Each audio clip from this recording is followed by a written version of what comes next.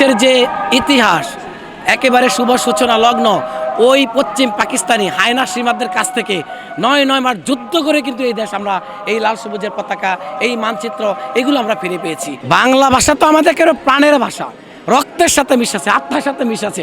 বাংলা কথা বলতে গেলে যতটা মানে মিষ্টি লাগে, মধুর লাগে, অন্য কোনো ভাষার চেষ্টা করলে কিন্তু সেটা আসে না।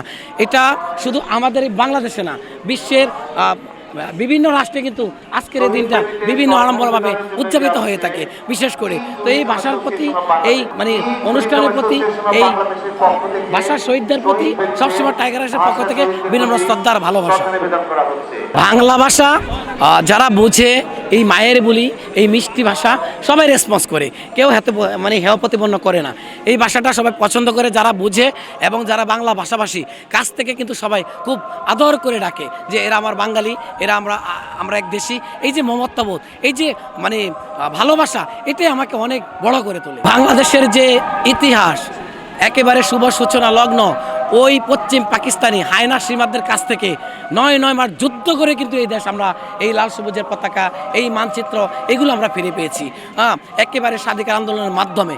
তো এই যে মানচিত্র একেবারে প্রেক্ষাপট, একদম ইতিহাস, ঐতিহ্য, সংস্কৃতি সব কিছু আমি পঙ্কুভাবে তুলে তরুণ প্রজন্মকে মেসেজ দিতে চাচ্ছি। দেশকে ভালোবাসতে হবে, দেশত্ববোধ প্রেমে উদ্বুদ্ধ থাকতে হবে, এবং ছোট বড় সবাইকে কাছ থেকে শ্রদ্ধার সাথে দেখতে হবে এবং দেশটাকে রিপ্রেজেন্ট করতে হবে।